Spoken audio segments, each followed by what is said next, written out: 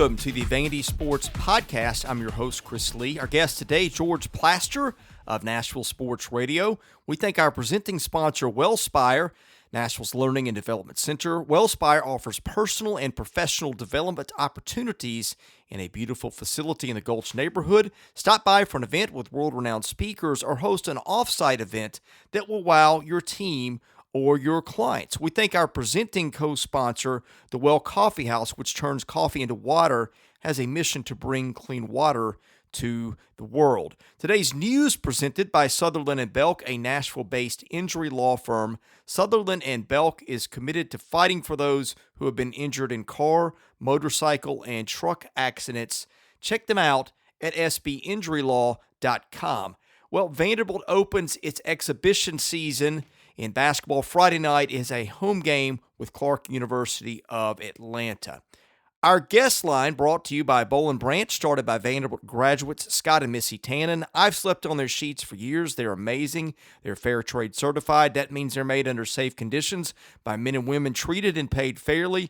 Try them for a month. You can return them for free, but you won't want to. Once you have the sheets, get the mattress, which was voted best mattress of 2018. Go to bollandbranch.com. That's spelled B-O-L-L. Enter the promo code Vandy and get $50 off your first set of sheets. George Plaster joins us today. This will be George's second episode with us. George is going to be on every week. George, welcome back to the show. A lot of people enjoyed the first episode we did. Actually, it was the second one because we did another one this summer, but I wanted to thank you for waiving your fee to come on with me again today. Oh, absolutely. Yeah, the big fee. It's funny. Nobody seems to be paying the fee, but no, seriously, thank you and tell all my relatives I appreciate them listening. Your fee and my fee are the same, and I think maybe we need new agents. Yeah. Fair agents. Let's be shot. I think if I wanted to get rich, I would have, picked another field. But anyway, let's talk hoops for a minute. The exhibition season opens Friday. Well, it's not a season, but it's a game. It's Clark of Atlanta. The opener itself, I believe, is the 6th. I think it's SEMO. That's a game they should win. Apparently, and according to the internet, which is never wrong, and there's not been any leaks coming out of Vanderbilt, apparently Vanderbilt beat Northwestern, I think, by 17 in the secret scrimmage, which you never know how those things go. Sometimes coaches play reserves or freshmen or have different strategies. But, boy, if that's true for a basketball program that is looking for any sort of bounce or confidence boost or anything. Northwestern, by the way, was picked 12th out of 14 in the Big Ten by Blue Ribbon, so not dead last. I think at this point, you've got to take any good news you can get. And again, I don't know how that was all put together and what happened, but if that's true, that's at least a step in a better direction. Yeah, there needs to be some good news because as anybody who watched that team in February and March knows, it just got depressing. I didn't see as many games as you did because at the time I was still working at Belmont, but I got a chance late in the season to see them 2 or 3 times, and I was like, wow, this is even worse than I thought. They couldn't hit the broadside of a barn. And in the SEC tournament game, essentially on kind of a half home court in the arena, they were dreadful. So, yeah, anything that's better, a Vandy fan ought to be all for. What's your expectation for them this year? Not a lot, because I don't see that they've got, I can't identify pieces right now that tell me, okay, here's why they're going to be a lot better. Now, he has put out, he being Jerry Stackhouse, we're going to get after it on the defensive end, and they're sure going to have to, because there were times a year ago where they couldn't hit the broadside of a barn. Their three-point shooting by the end of the season was atrocious. I do think one thing I think he's doing right is he's playing a pre-conference schedule that gives him a chance at some wins.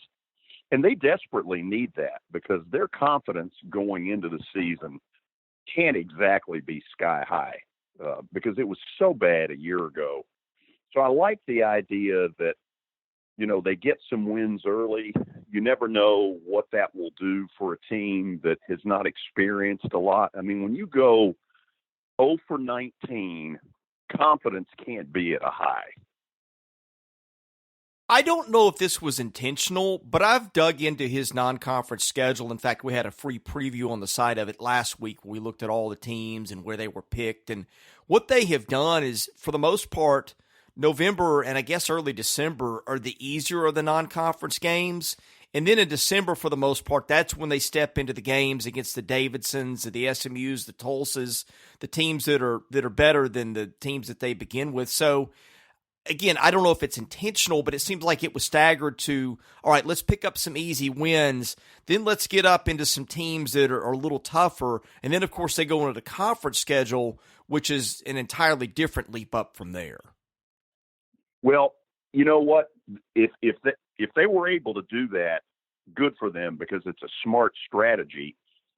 Now, who knows? In a private moment, they may laugh and say, well, it just sort of happened that way. Scheduling's a goofy business.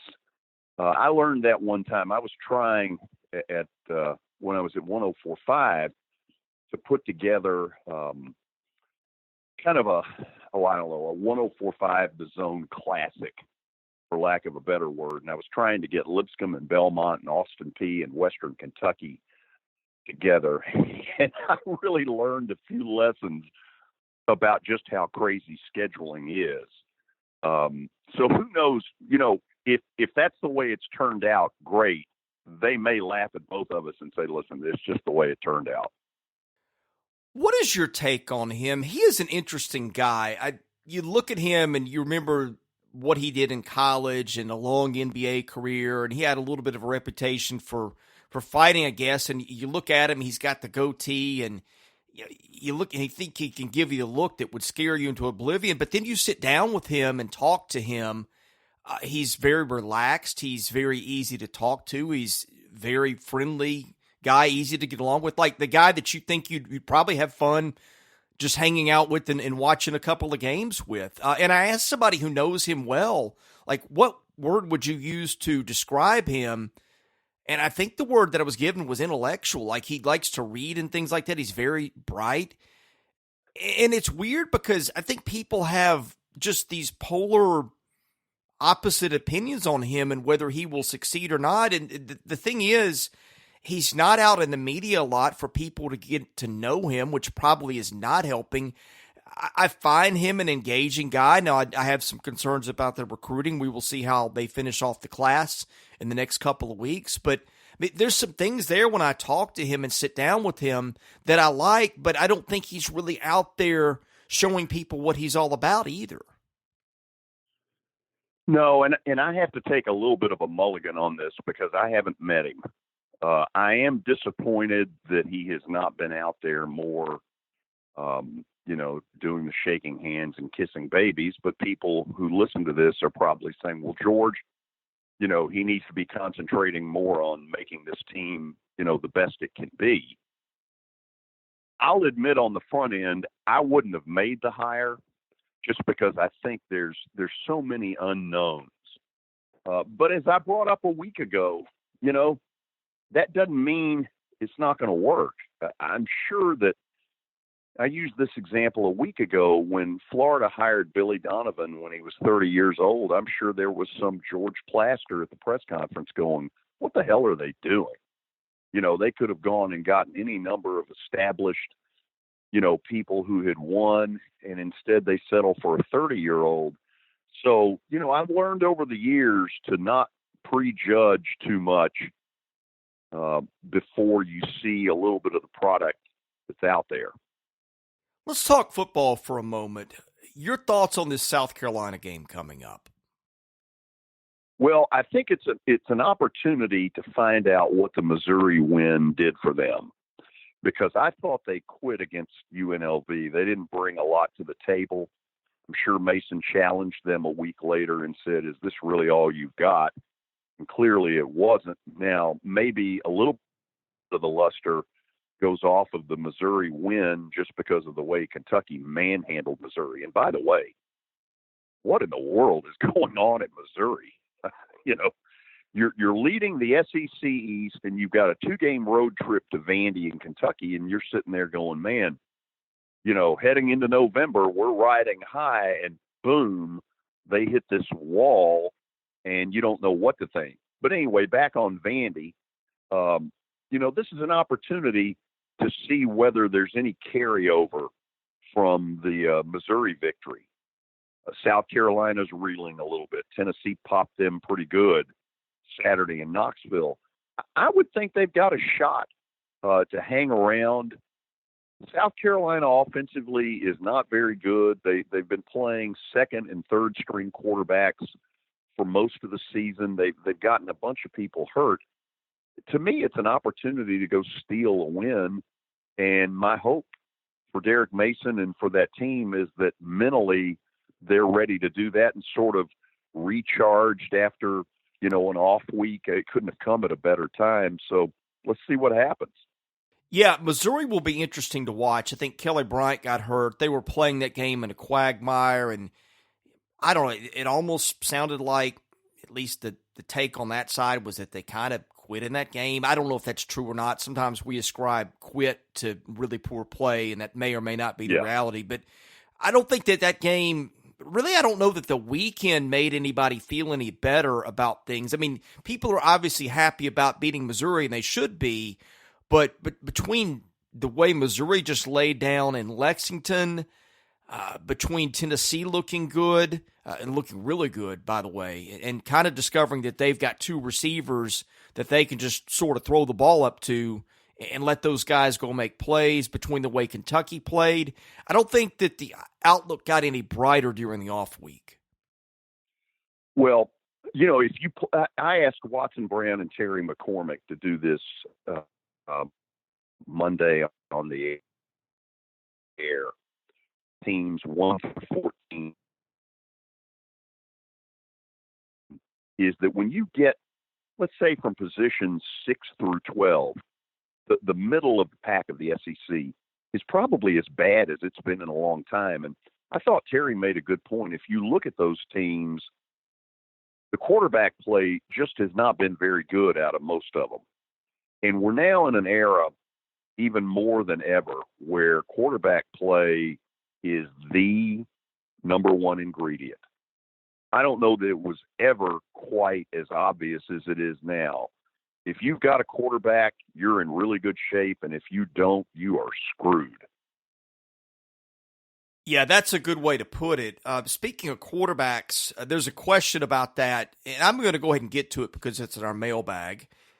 Okay. And our mailbag is sponsored by Vanderbilt fan and independent insurance agent Josh Minton of Brentwood. Are you in the market for auto, motorcycle, home, renters, or landlord insurance, or even life or commercial insurance? Josh Minton can help you with all those things. Call him at 615-933-1979. Email him at josh@hqinsurance.com. Follow him on Facebook at facebook.com/JD Minton HQ. He's my insurance agent. You have no risk. Call Josh. See if you can help him with your insurance needs. Help out a friend of the program and help out the podcast as well. Call him again. You have nothing to lose. Okay, Mitch Moore says, why do you think Mo Hasan wasn't started sooner? Was he ignored because he's a walk-on, or do you just think he didn't shine during practices? It's hard to believe his running ability alone didn't stand out. It's a great question, and he's not the first person that's put it out there. It's probably one of two answers. One being the belief that, look, if a guy can play, the coaches are going to play him if he shows ability. So I'm gonna lean toward the perhaps he just didn't show as much in practice as he needed to get on the field. Now, once he got on the field, he certainly took advantage of it until the concussion stuff happened. The flip side is that a coaching staff perhaps didn't evaluate him properly. I'm going to lean against that, but it's certainly a possibility. It's one of the two. It's a great question. Here is what I know, and you've got to rewind a little bit because a lot of dynamics were at play in this. You had Vanderbilt signing Jamil Muhammad and enrolling midterm, and Jamil looked really good. and is no longer with the team through no fault of Vanderbilt's. So Jamil was taking a lot of the third-team reps, and there's just not a lot of room for a lot of quarterback reps in spring practice. Of course, Deuce Wallace had been away for that suspension. He practiced in the spring. But anyway, here's what I'm getting at. They brought in Riley Neal and Deuce Wallace to compete for the job this spring, and Muhammad was getting the third reps. So in anticipation of what they thought their depth chart would look like, they had moved Hasan to tight end. And it wasn't until, I want to say, August practices that they had moved Hasan back to quarterback. I think it was early in scrimmage. It might have even been in the summer. My memory's fading. But point is, Mo Hasan was taking reps at tight end all spring. And so you have Muhammad transferring out, and all of a sudden they move Mo Hasan back. Well, they had a quarterback competition. And Wallace and Neal are getting the reps and splitting those pretty evenly. You have limits placed on your time by the NCAA of how long they can be out there. There's only so many reps to go around. I don't think Derek's done a particularly good job coaching his team, but I think that there were some dynamics around the quarterback situation that were totally out of their control that really threw a wrench in this whole thing. And I don't look at them and say, oh, this staff is stupid. They should have been starting Hasan all along. I don't think that's really how it went down. Chris, I'm kind of laughing. 20 years ago, right after I got through doing Vanderbilt games, I think Joe had just taken over. Greg Zollman finally gets a chance to play. And the staff that had been there never would play him. Damian Allen had struggled unbelievably, and I never could figure out why they wouldn't play Greg Zollman. And that coaching staff had come up with a belief that Zollman couldn't handle the pressure. Well, Zollman could handle it, and he got to play. He did. And you know what? Coaches get, and I'm not saying this has happened here because I don't know, but coaches are like everybody else. They go off a first impression, and no matter what a kid does, sometimes he can't ever beat that first impression. And sure, it happens. Coaches don't ever admit it, but you know as well as I do, they're human beings and they have opinions, and here we go. Well, and one more thing, they also had Alan Walters in there, and Alan showed up to practice out of shape and really had from what I heard, just an awful fall camp, August practices for people that don't know what fall camp is. But so that was another thing in there too. Anyway, I don't really blame the staff for the Hasan thing. Now, I think at this point, hey, in a season where basically nothing has worked, you got to kind of cling to that and go with it at this point. Yeah. And, but terrific question to start your mailbag. Okay, let's get to what was the talk of yesterday. Any thoughts on the Jeff Fisher rumor, asks Dorking. That Fisher rumor, of course, was that Jeff would like to coach Vanderbilt if there's an opening. That rumor was going around in the press box 2 weeks ago at the Missouri game. I'm presuming that's an agent floating something and getting it out there, but what are your thoughts on that? Well, I wouldn't totally rule it out. Jeff's been out of coaching now for a couple, 3 years. He's done some broadcasting stuff. I actually talked to him earlier this summer for a few minutes. He's got a home either in Wyoming or Montana, and I want to say it's Montana, that he goes to quite often. He told me that, he's enjoying, dealing with grandkids, that kind of thing. But look, it's a lot like broadcasting. Once a coach, always a coach. When people heard that I was leaving Belmont to get back into broadcasting, there was a lot of the same, once you get that in your blood, you love it, you miss it.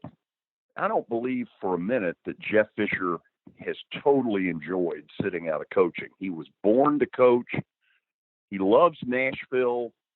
Do I just totally dismiss this as crazy? No, because I think he wants to get back into coaching, and he may look at this as the best of all worlds, that He gets to be in a city that he loves. He knows a little bit now about Vandy because back in the late 90s, they played a year over there, so he certainly knows the facilities. I don't rule it out that it's, something that he would never even consider. Here is my concern, and you tell me if this is fair. This is the day and age where you need to have some sort of advanced offensive strategy. I think especially if you're a Vanderbilt. Now, maybe if you're Georgia, you can win games, with the 1988 approach because the defense is so good, but that's not where the talent level is. If I recall correctly, his last offense of the Rams finished dead last in the NFL, and the year after he was fired, I think he was fired, McVay takes over, and they rank first in the league. Now, I guess Goff was a year more experienced, and I'm sure that helps, but that is my concern to me is just people kind of did not believe in his offensive outlook on things, and I just don't know that that's what they need right now. Now, maybe guys can change. Maybe that has changed. Maybe that's not fair, but that's the first thing I thought when I heard his name come up. Oh, absolutely. Look, if you're going to play talk show in this particular discussion, here are the things that I think have to come up. Number one, if Jeff really wants the job, his goal would need to be to get a face-to-face meeting with Malcolm Turner. And in that setting, Jeff is very good. Jeff is also a master at shaking hands and kissing babies, which they need desperately. Now, on Malcolm Turner's end, if he were to ever meet with Jeff Fisher, that has to be a question that Malcolm knows enough about to ask, to basically say, Jeff, the drawback here appears to be that offensively, you have not had great success. You've not had great minds around it other than Mike Heimerdinger. You've got to show me a plan this could happen. It'll be, Titan football in the late 90s, which was kind of 3 yards and a cloud of dust. That's what Malcolm Turner would have to ask. Then the third equation, or the third piece of the equation, is 2 words: Herm Edwards. Listen, everybody dogged Herm Edwards when he got hired at Arizona State. And understand up front that I'm going to be very biased about Herm Edwards because he and I developed a really good friendship when I hired him. Well, actually, when the station hired him at 102.5, it was one of the great hires that was ever made because Herm came on and he was terrific. And then he started coming to Nashville. That's where I got to know him a little bit. Took him to dinner one night. Just absolutely love Herm Edwards. So anything you hear out of me is biased. But I can remember when Arizona State hired him, and I heard all this crap about Herm's going to be a CEO. And I was like, no, he isn't. If you know him, he is born to coach football. He loves coaching football.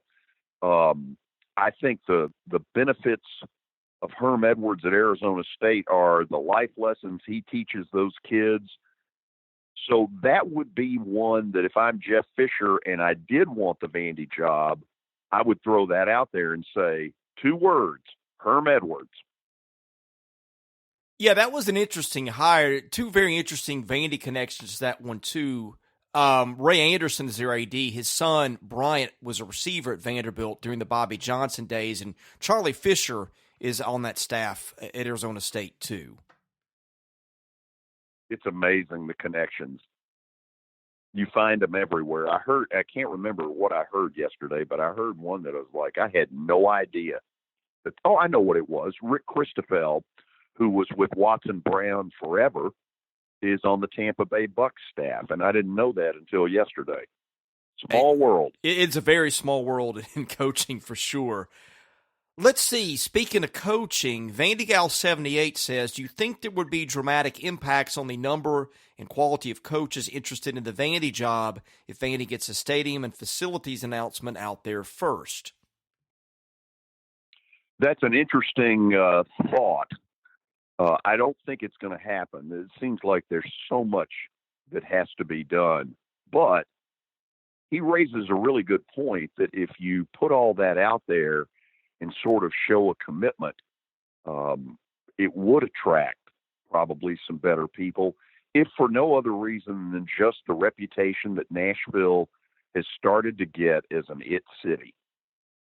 The other thing that's going on right now is, at least for the moment, and this is really early to try to speculate this, there's not a ton of stuff out there as far as schools and coaches. USC looks like a hot rumor that Clay Helton may not make it. Rutgers, we already know, but we think we know where Rutgers is going. It looks like they're going to hire Greg Schiano, who, in his heyday, built Rutgers into a national power. So at least for right now, there aren't a ton of rumors out there about a ton of schools. This, at least in late October, appears to be a quiet coaching search year. But it's not going to last. Well, the financial thing is the big deal, and I think that's almost – I'm not going to say Vanderbilt just go out and get any coach at once, because I don't think that's true, but there have been some pretty significant financial undercurrents and stories out there that haven't come out yet, and you and I have talked about some things off the record. I've got to keep them that way for now, but there's been some almost bombshells of information that have been dropped on me lately regarding that. And I don't know where this goes, but I think the best way to say it is this.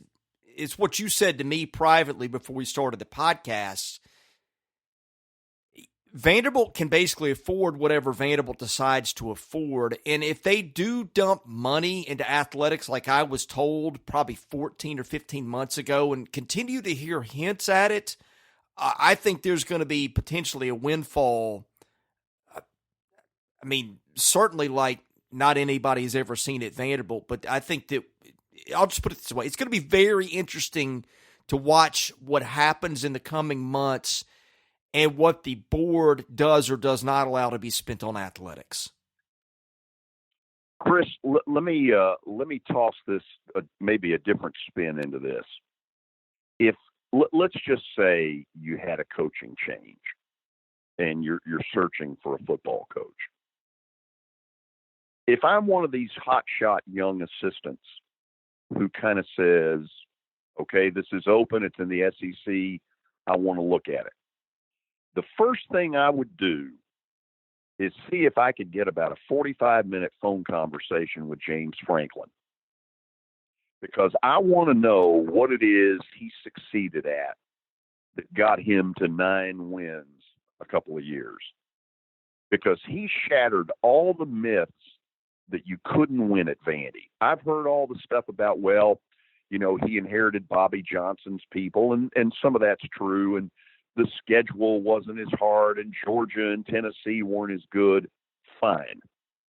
The guy still won 9 games a couple of times. And, oh, by the way, for people who think it's a fluke, take a look at Penn State, because whoever loses the Alabama LSU game, Penn State's probably going to jump ahead of them into the top 4 of the college football playoffs. So the first thing I want to do is I want to talk to James Franklin and find out where was he able to succeed? Where wasn't he able to succeed? Because to me, there's nobody more important to talk to than him, because he knows where all the bones are buried and he's had massive success. I'm going to sound like I'm talking out of both sides of my mouth here a bit, because obviously the limitations, and I've talked about them a lot and written about them a lot, and their coaches are handicapped like nobody else is to an extent. So extent, it's like, well, every coach there is had it tough, and you've got to take that consideration. But I do think that great coaches find a way. James found a way. Tim Corbin found a way. And you look back at their past coaching pool, other than Jerry DiNardo and Franklin and Steve Sloan, who were all really good coaches, it's not like the guys at Vanderbilt has jettisoned off have people lining up at their doors to hire them. I'm talking about the last 50, 60 years. So all that to say that I don't think that it's all just, well, coaches are handicapped by the situation there, because you have coaches that prove that's not always the case. And I guess if a lot of the coaches Vanderbilt have gotten rid of, I think that coaching sometimes has been a symptom of the problem. That it's a bad athletic program as it relates to football over the last 60 years. Bad athletic programs have made bad decisions at times. And again, there were not a lot of crowds lined up to hire a lot of the coaches that Vanderbilt chose to move on from. Yeah, and look, that's one of the things a coach has to take into account.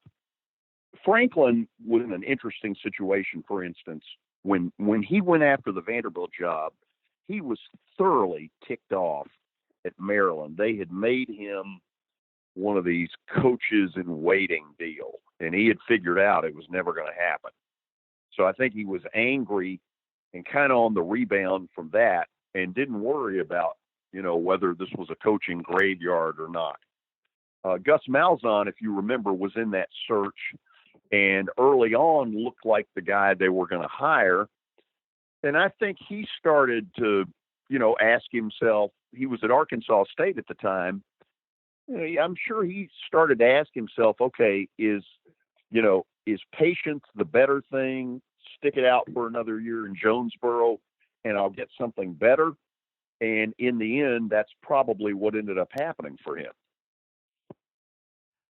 The other thing with coaching, I think you and I both believe, look, I don't think either of us know what is going to happen. I think if Derek ends up winning 2-3 games, I'm not going to say they don't have a choice, because you always have a choice, but the attendance numbers and the fan confidence right now, even after the Missouri game, are not exactly where you want them to be. If they go 3-9, they're not going to be able to sell that to the fan base next year. I don't think Malcolm Turner's any dummy. I don't know that he plans on making a change, but I suspect, based on some things I've heard, I think you do too, that there has been some, I don't know if I would say planning, but some contingency kicking around in case they need to make a change.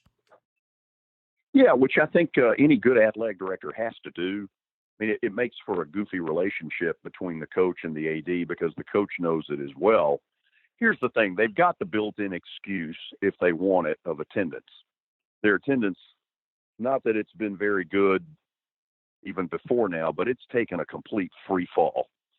And, I contend that that's one of the things that they need to factor in if they were to make a coaching change, is get somebody who's willing to get out in the community, kiss babies, shake hands. Derek hasn't done a ton of that. Frankly, a lot of coaches that they've had over the years have not done that, which is why Jeff Fisher would be somewhat attractive, because, whatever you think, he was the face of the Tennessee Titans for a long time.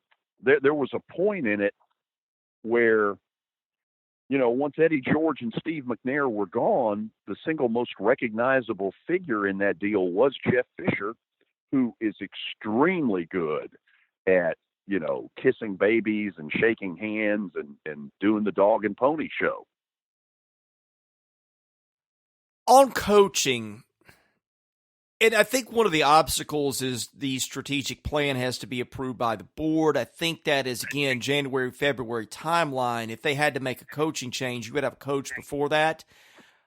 Yeah. I don't know what your alternatives are, but again, there have been some massive amounts of money thrown out privately. Again, I don't know what goes to athletics, but it proves that Vanderbilt has the capacity for such things if that's the direction it chooses to take.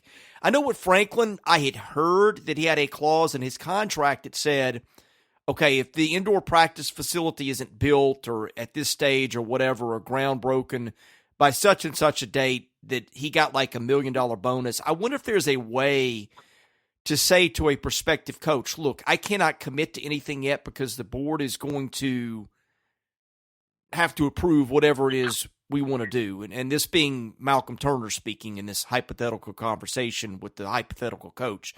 But I guess what you could do is say, hey, this is kind of what I think is going to happen. I think we're going to spend a bunch of money on sports. I think it's going to be a new day here. And by the way, if I'm wrong, here's some sort of an out clause or some sort of a bonus to say if you take this job based on what I'm telling you and it does not materialize, here's how I can sort of buffer your risk on the front end, not knowing the exact outcome of where we are going with facilities. Does that make sense? Oh, absolutely. And I think that's exactly what happened. James signed a contract extension right about the time that they were being invited to the Liberty Bowl that first year when they played Cincinnati, and they had that huge turnout for that game that shocked everybody. He had, he had told me when he got here, he said something to the effect of, by the time I'm gone, you will be my biggest fan. Because I had told him up front, be very careful with this thing, because, they've made promises before, and ultimately I think Bobby Johnson got frustrated that the stadium promises never really panned out, and he just finally said, I'm out of here. And so, I think Franklin, first of all, I think Franklin did his homework. I think he knew what he was getting into. He's a smart guy. I mean, he hadn't just gotten all this done by being stupid. I think he knows what he's doing. And I think he really looked over the situation very closely when he took the job. And I don't have any doubt that from, when was it he got hired? Because it was in mid-January, seems like. From that point until spring practice, I think he went on a learning curve that was really steep, and good for him. Okay, there may be no way to answer this question, but it's an interesting one. Let's say Penn State never comes into the landscape and there's no other job out there to pull him away. And let's say the Vanderbilt thing never happens. Do you think they continue to go in at football, or is it just still a struggle and he ends up leaving frustrated anyway? Well, I think he ends up leaving at some point, whether it's a year later or not. Because if you remember, Penn State was the last opening because Bill O'Brien ends up going to the Texans. They make a coaching change in early January. I had thought for a while James, I think, wanted the Texas job and didn't get it. And so Penn State was the next biggie that was out there. Now, cynically, I've put out there a few times that, James used to tell you about, this is my dream job. I don't ever remember him bringing up Penn State in the 3 years I was around him. I just think it became convenient because that was the one that was open. He ends up getting that job. If I was going to guess, I would say that he would have been around one more year. If Penn State had not been available or he hadn't gotten it, he'd have been here another year, and then we'd have gone down this road again. And, you can't blame him. I mean, I know there were people really upset, and he probably didn't handle it perfectly, but he sure did a lot of good when he was here. Yeah, no doubt about that. Next one, Vandy Nash says, do you think Clark Lee would be on Malcolm Turner's radar if he has to move on from Derek Mason? Well, I think he's a name that is sure going to come up. When you rise to defensive coordinator of Notre Dame, that says you've got some credentials. And of course, there's also family considerations. Clark has, parents that are here, that kind of thing.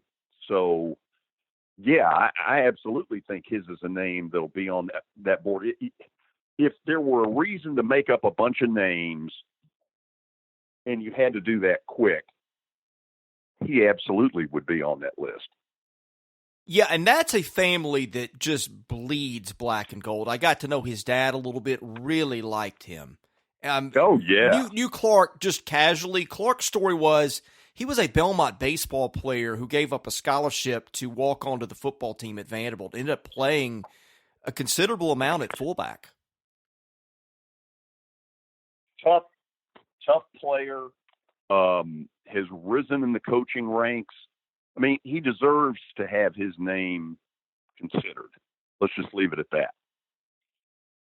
Third Degree Derek follows that one with why not Josh Gaddis, whose offense just put 45 points on Lee's defense. I was not impressed with Notre Dame's defense on Saturday in a game played in pouring rain where everyone in the stadium knew Michigan was going to run the ball. Notre Dame couldn't even slow them down. And then he says, would Vanderbilt hire a Franklin protege? Well, I mean, who knows? You certainly couldn't rule it out. Here's the thing. Notre Dame Saturday showed me nothing. They just brought absolutely nothing to the table. I was totally shocked by how bad they were, because the person that asked the question is right. Everybody in the stadium knew that Michigan was going to line up and try to run the football, and Notre Dame never came close to stopping it. It would certainly not be the resume tape that Clark would send out to try to get the job. But they weren't any better on offense either. They were god-awful. And I just was totally scratching my head, and it may well be the game that saves Jim Harbaugh at Michigan. KT4 Doors, asks, what are your thoughts on Stephanie White? Based on performance, why wasn't she terminated last year? I'm guessing that the win at Tennessee, when they won up there in late February, is the only reason. Because there hasn't been anything better about that program than on the men's side. Other than that one win, I don't know. I may not know enough to really know the answer, but from afar, that's just sort of a cynical reaction of mine. Yeah, I don't follow them a whole lot. What I have heard sounded like a lot of her attention was focused on things other than basketball. How do I ask this? Has she almost benefited from running the program into the ground to the point that almost nobody cares anymore? In other words, you've got a basketball coaching change on the men's side, which has always been a point of pride in that organization at Vanderbilt. You've got all this stuff with the finances and the stadium talk and all the things that Malcolm Turner's got to deal with, in addition to being an UAD. In other words, you've got so many things to juggle. At this point, when you're only having maybe 300 or 400 of your own fans in the gym for your basketball games, and you're paying her, what is it, maybe $600,000? I don't remember what the salary was, but in other words, are you having to deal with such big financial numbers compared to what your revenue is? And frankly, almost nobody cares right now, that like you just assume you might be better off in the bigger picture, just letting that die its own death or whatever it's going to do with much bigger fish to fry. Because, I mean, now several years ago, you might not have said that because you still had people going to games and they were still very successful. But that's a long-winded way of saying it. And she sunk it to such a low that it almost benefits her. Well, if you want to get cynical, what you're saying is her best ally was Bryce Drew. Well, that's another way to put it, yes. I don't think it's a money issue. I'm going to stick with the first answer. She gave them one little glimpse of something when she won at Tennessee, and I think ultimately that probably saved her. Which probably should have been a lesson for Bryce. Maybe. Well, what a weird chapter it's been the last couple of years. There'll be a whole other podcast on that, because I've got something I'm kind of thinking about. I'll just go ahead and put it this way.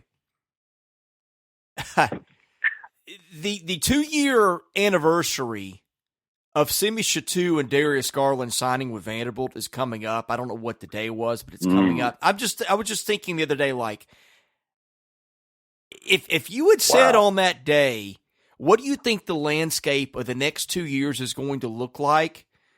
Then if I can grab my DeLorean and come back to that day and tell you what it really was like, I mean, can you imagine how much your head would spin?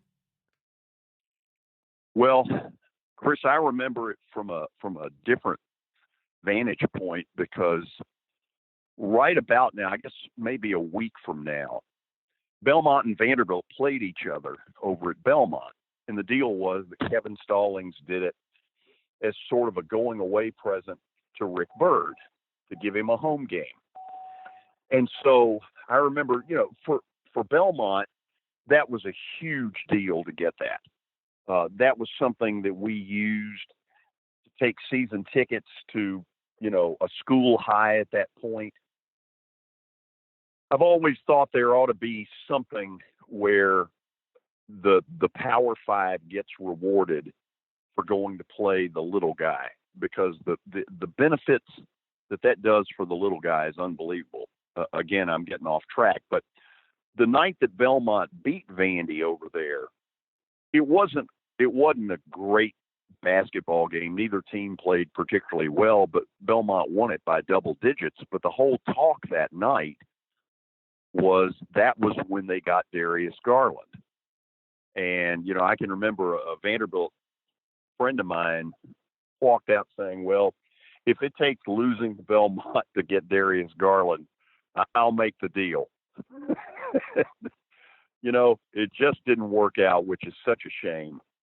I remember being there that night and just the whole thing. We talked to Bryce before the game. They had a little press session about that signing, and it was just like, I remember being in media row and press row and covering that game. And I think even during timeouts, maybe during part of the game itself, I was still writing a piece about the significance of signing Garland and Chateau. And it was, that whole day was kind of like, Garland, Chateau, Garland, Chateau. Oh, by the way, they lost a basketball game. Garland, Chateau, Garland, Chateau. And that game ended up really being a harbinger of things to come, with none of us having any clue at that point. Yeah. It was, I remember it for a different reason, because we inside our athletic department about how to best take advantage of, kind of a gift. Because it's a big deal for a Belmont to get a Power Five to come in and play them. Most schools won't do it. Virtually no schools will do it. I think I'm right in saying that Vandy is the only Power Five that's done it. Gordon Gee gifted Bob Fisher that when they opened the Curb Event Center. And then the second time was as Kevin was walking out the door, he gave, Rick Byrd kind of a Christmas gift. And other than that, they've never been able to get a Power Five to play there. It's really hard on that level. But gosh, we had so many different meetings to talk about how to take advantage of it. And we had, over 5,200 people in that gym that night. The place was packed. But I remember it was really a weird deal, because the Vanderbilt base was like, yeah, this isn't very good, but you know what? We got Darius Garland, so it's going to be okay. When did Kevin schedule that game with Belmont? I want to say it was in a 10-day period before he left. Now, I can't swear to that, but I think I'm right about that.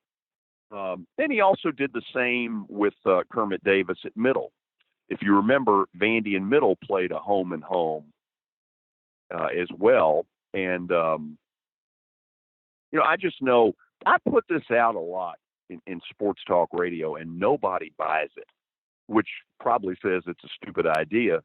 But I've always thought that Power Fives ought to be given some sort of a voucher or something by the NCAA if they will go play at the little guy, because the little guy can benefit so much from having the Power Five come to them. You see it every once in a while in December. In North Carolina has done it a couple of times for former assistant coaches. But I've always thought if we could have a system where there was a good enough reward to make a Power Five want to do it, it would help the landscape of college athletics a lot. My Again, head I'm a is dreamer. It's well, never going to happen. my head is still spinning from all this. I remember all the complaints, that Drew's staff had about the schedule and going to Middle and Belmont. And now I'm just laughing because I did not know that was Kevin really giving Vanderbilt the middle finger on his way out. Well, I don't know whether he meant it as a middle finger. He was very close with both of those guys. And I think he knew what a home game would mean to both of them. I mean, at Belmont, it meant the world. Like I said, we had a ton of meetings. I give Scott Corley a ton of credit because we knew that we needed to seize on that moment. It allowed us to create an urgency in buying season tickets. It was really neat for somebody who was not, a veteran of the athletic world to see just what an impact that could have. Two more questions, George, and I'll let you get out of here. These are not related to Vanderbilt. One from Mr. Vandy says, does this World Series remind you of the 96 one with our Atlanta Braves? Oh, my God. So you want a story about that? Let's go for it. Oh, let's go for it. What a miserable deal that was.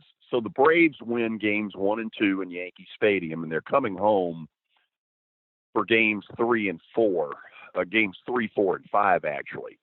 And in game 4, Nick Hunter was our big ticket source. Nick the Stick could get tickets like nobody's business. But you never knew where the tickets were going to be. And on this particular night of game 4, they're in the upper deck way down the right field line. And Willie and I make the decision to move behind home plate. We found two seats that were open. And so we go down there like we own the place.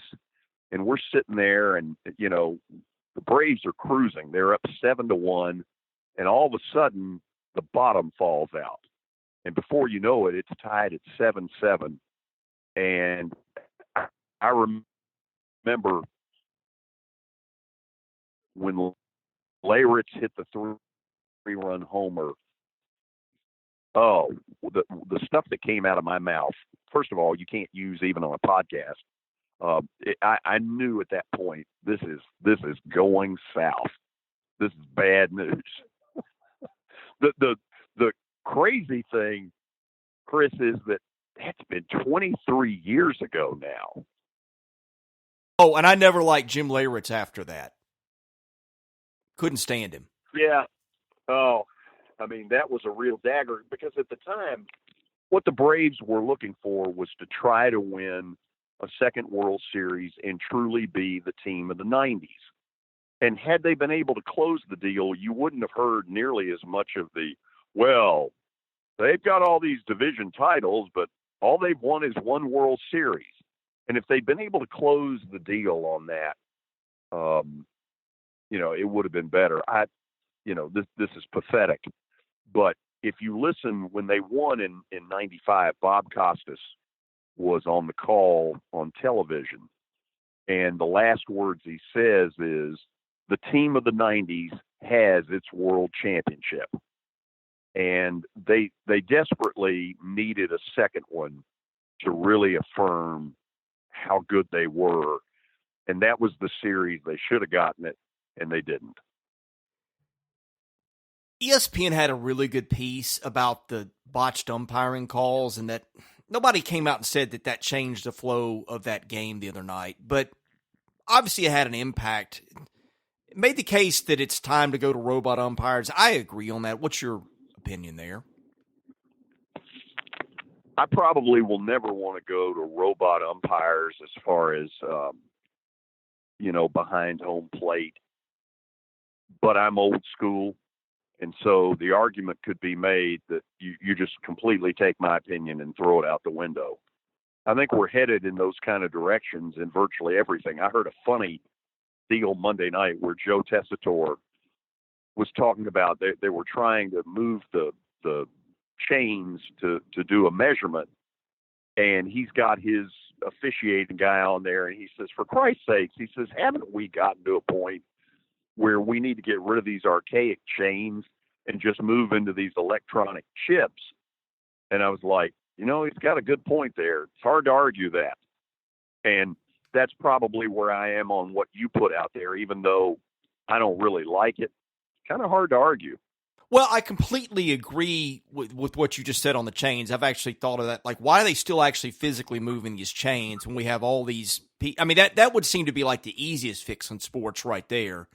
But the robot umpiring, I overstated what I really meant. I think that, what is it, the South Atlantic League or whoever did it in the second half, I think that what they did is they had somebody saying, okay, here's, like the umpire had an earpiece, the home plate umpire, and they said, well, the computer says that's a ball or that's a strike, and the umpire actually makes the call with the feedback because they haven't totally perfected this yet. I think they're having issues with breaking pitches in the dirt.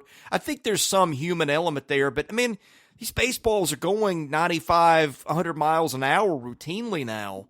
Maybe not 100, but everybody throws in the mid-90s now. I mean, physically, it's just hard to see that with precision. The game has just sort of moved on past our ability to, in a way, fairly evaluate. And I think it's time to have some assistance. Yeah, and I think the other thing, baseball's really got to get in a room and figure out pace of play. These playoff games are absurd. There's no reason for these to be 3-hour and 45-minute and 4-hour games. I can understand it when it turns out to be a 19-7 game, but that hadn't been the case.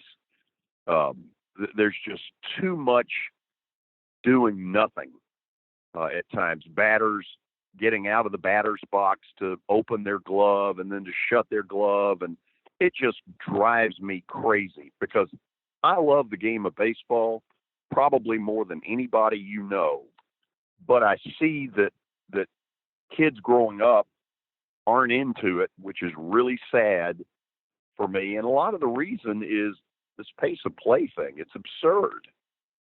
Oh, I completely agree with you on that. That the pace of play is awful. That's another one that should be an easier fix, and the players are just going to have to get over it. But back to the robot umpiring, boy, I'll just leave you with 2 words: Livan Hernandez.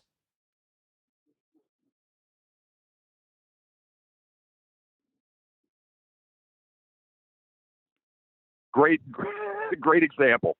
Yeah. I mean, how much would that have changed things? Well, he wasn't even on that day. He wasn't even in the same area code. Right, and that's my point. So, oh yeah, good right. reference. Yeah, well, last one for you. Ann Arbor says he's just reminding you to tell the C.M. Newton Hal Mummy story that you had teased last week. Okay, this is really some good stuff, and I can tell you that Tim Couch has now heard the story, and he loved it as well when I told it to him. So when Kentucky hired Hal Mummy, the way I've heard that the story went down is a former Vanderbilt wide receiver, Carl Parker, who was a really good player, called Coach Newton and said, you need to take a look at this guy in Valdosta, which is where Carl was living. So Coach Newton went down there, and he immediately kind of got hooked on Hal Mummy and really liked the idea of the wide open offense and creating all this fun and excitement. And so they end up hiring Hal Mummy. And a couple of days later, I called Coach Newton and I said, have you lost your mind? I said, what are you thinking? Well, the beauty of Coach Newton and the beauty of our relationship is we could do that kind of thing to each other, and I would never get the response, who the hell are you, to even call me. It was always done in fun, and it was always something I knew that Coach Newton would file it away and then try to use it against me down the road. Well, that first year, Hal Mummy was just a smashing success with a freshman quarterback named Tim Couch. They're going for it on 4th down every time you turn around. Commonwealth Stadium had never seen the enthusiasm, the crowds. I mean, it's just a universally applauded deal. Well, at the time, I'm Vandy's announcer, and we go in there to play in basketball in January. And I think Willie was there, and I know Bob Horner was there. we arrived 2.5 hours, 3 hours before the game. The big lights aren't even on at Rupp Arena. The auxiliary, however you say it, auxiliary lights are on. And here comes Coach Newton out of one corner of Rupp Arena, makes a beeline over to see me. George, how you doing? Great to see you. How are your mom and dad? Give them my best. And then all of a sudden, this other guy comes out of another corner of Rupp Arena. And this guy comes up to Coach Newton and he says, Coach, I'm Billy Joe from Pikeville, Kentucky. He says, hiring Hal Mummy's the best thing you ever done.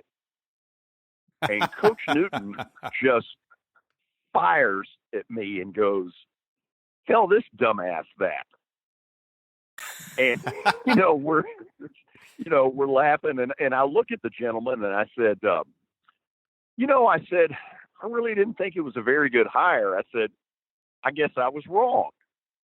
Well, it turns out, I believe this to be true, that the man that came out of the other corner that went up to see Coach Newton was Coach Newton's brother, who I believe lived in Orlando, Florida, and was visiting at the time. And it was just a total setup. And it was just one in a series of pranks that we pulled on each other over the years.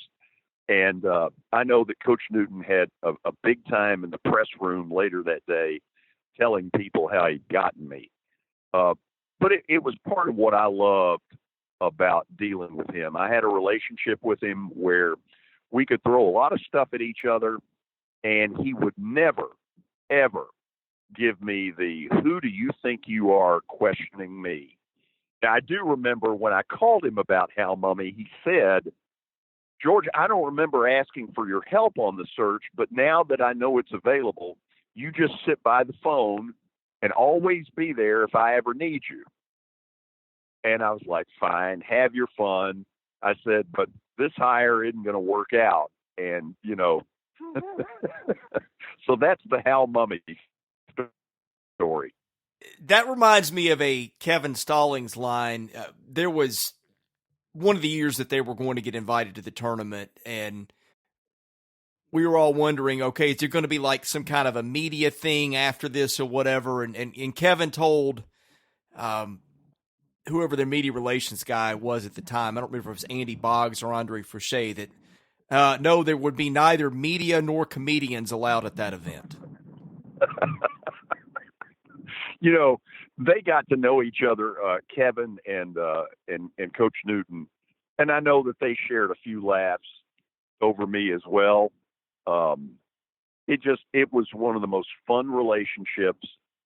I don't know how I was ever lucky enough to have Coach Newton as a friend.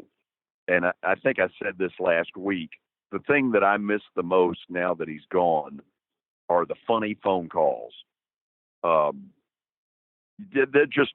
He would always poke fun. He would poke fun if the Braves lost a playoff series. I'd get a call from him.